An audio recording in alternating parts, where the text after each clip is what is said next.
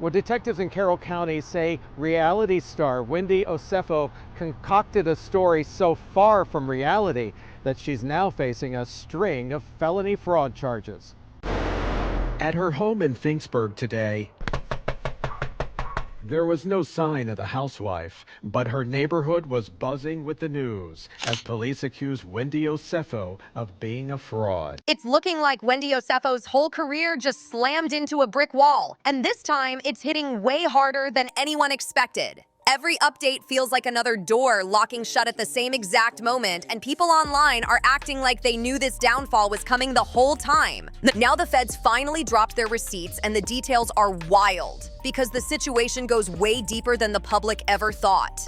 The documents break down exactly how Wendy and her husband were moving behind the scenes, and the picture they painted is messy in a way that had everybody shocked. She's stepping straight into a long legal fight, and this is not something she can charm, spin, or talk her way out of. People are already saying she played herself heavy, especially after that moment when she showed up at BravoCon trying to act like the whole investigation was just a random attack on an innocent black woman for no real reason. But according to the feds, they're saying they've got a foolproof case lined up against her, and there's nothing she can say that'll twist it another direction. That one statement alone had people staring at their screens with their mouths open. It's an unfortunate situation, and right now I can't say too much, but I will say when the time is right, I will share my story with everyone. And for now, they're just allegations, so we will continue to push forward.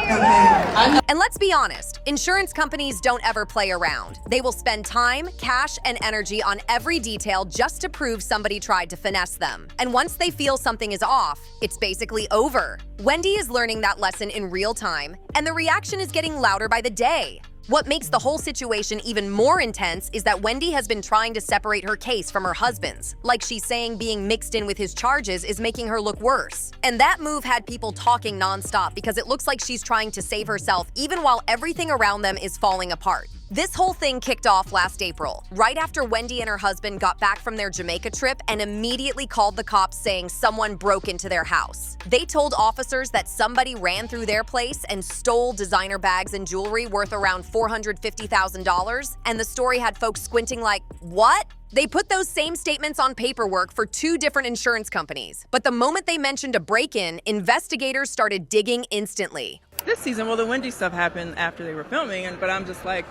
yeah, I've got questions. Like, you know what I mean? Like, what's your biggest question for the Wendy situation? Well, I first would want to hear what she has to say, and then I'll have my follow-up questions.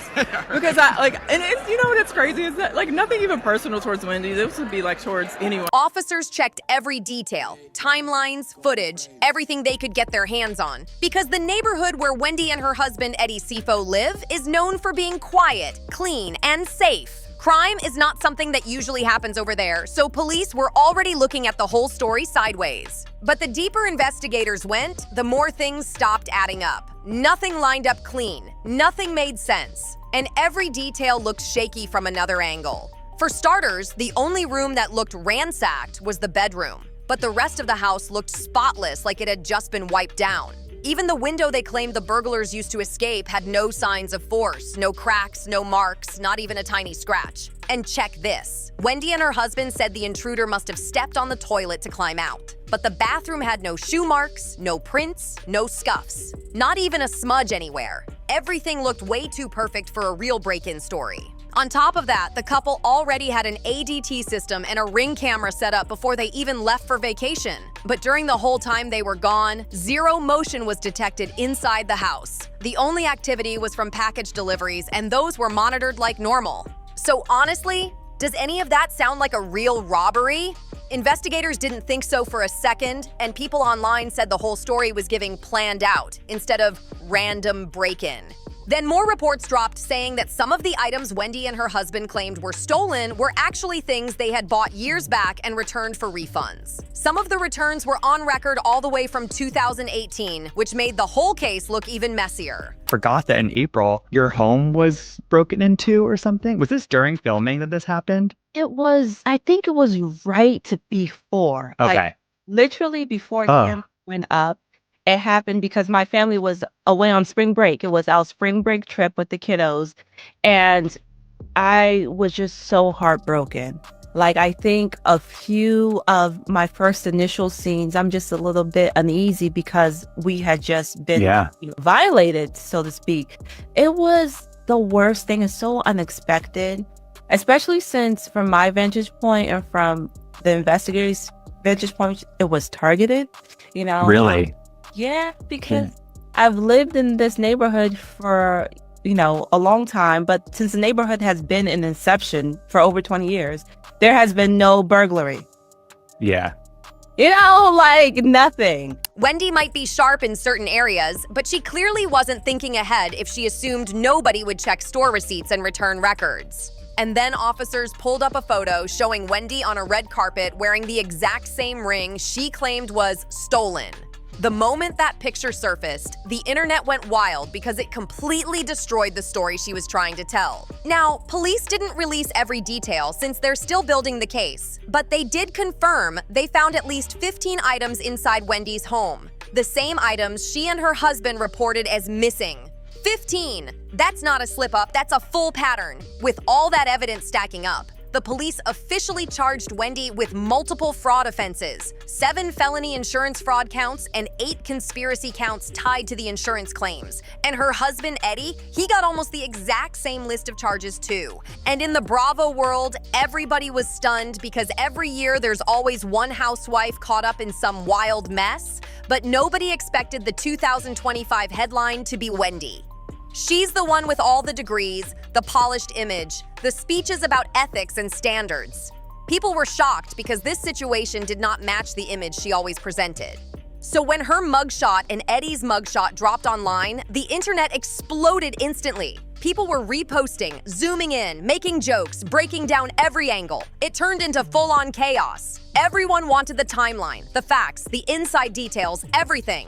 And here's the thing. Wendy has always had something to say about everyone and everything, whether she's on camera or off. So people were watching closely to see how she was going to talk her way through this one because they knew she had no plan of staying silent. Wendy came out swinging the moment those charges hit, calling everything false and claiming her arrest was illegal and built on broken accusations. She wasn't stepping back for even a second. And when she popped up at BravoCon, she turned the volume up again. She said she couldn't reveal everything because of legal rules, but she claimed she was looking forward to sharing her story, like she had some hidden truth waiting to shake the whole room. The way she spoke, she made it sound like investigators were targeting an innocent black woman and her whole family for no real reason at all.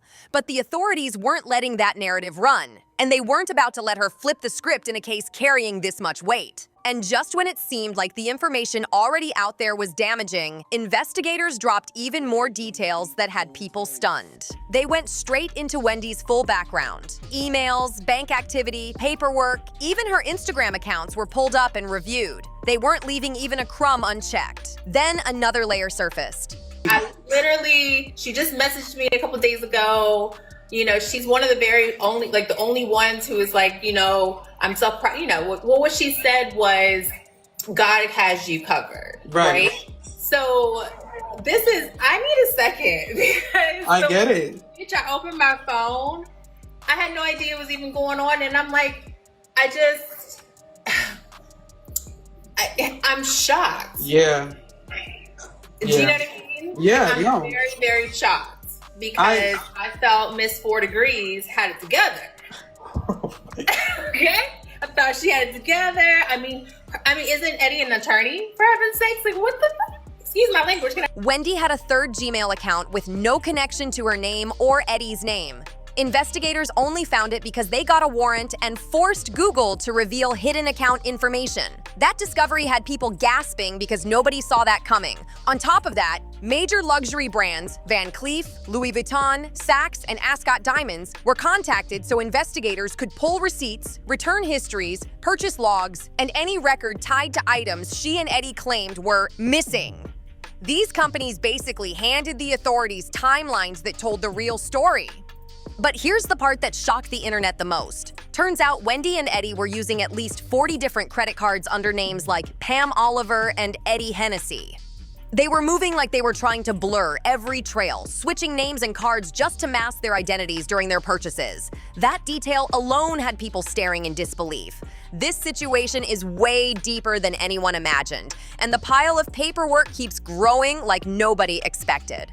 Once investigators unlocked that hidden Gmail account, the case took an even sharper turn because the account wasn't just some extra inbox. It was tied to receipts, conversations, and digital records that weren't appearing anywhere else. That account connected dots the public didn't even know existed, making the whole thing look far more calculated than the story Wendy was trying to sell. As investigators dug through that account, they started spotting patterns that didn't match her original statement at all. There were timestamps, confirmations, and exchanges that raised more questions than answers, and officers were ready to chase every single lead without slowing down. Then detectives cross-checked that secret account with Wendy's financial logs, and suddenly things started linking together in a way that did not help her case. Transactions connected to missing items showed a timeline that didn't match the insurance claims she filed, and some purchase dates looked extremely suspicious. By this point, investigators were treating the hidden Gmail like the missing puzzle piece they had been waiting for, and once they connected it to the luxury brand records, the entire timeline shifted. It wasn't just about items that supposedly disappeared. Now it was about where they came from, how long she had them, and whether they were ever missing in the first place.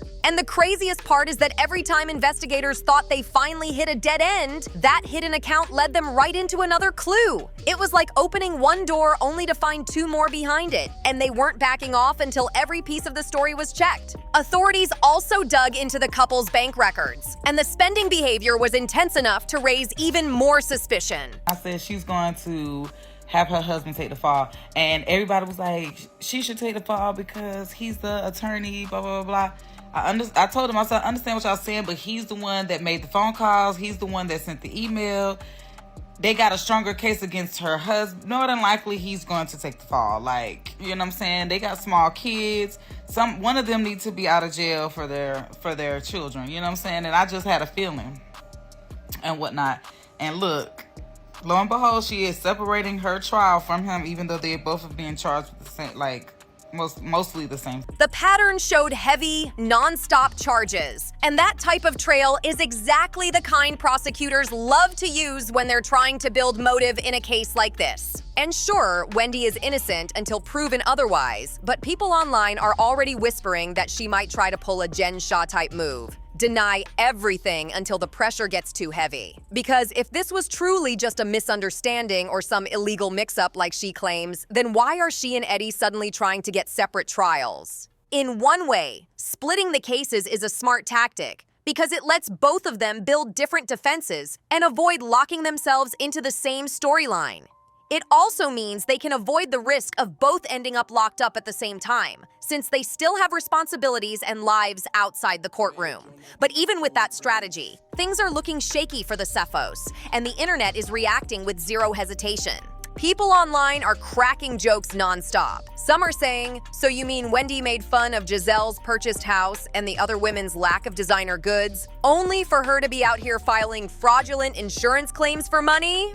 That comment had social media frozen because of how bold Wendy used to act about her lifestyles. Others are saying Wendy might actually be the one with the smallest budget on the cast, and the whole situation was just her and Eddie trying to create the illusion of luxury they didn't really have. And that's the part hitting the hardest because Wendy always placed herself at the top and acted like she was untouchable. Now, everyone online is debating whether she can bounce back at all because the scandal is huge, the charges are serious, and the receipts are stacking faster than she can respond.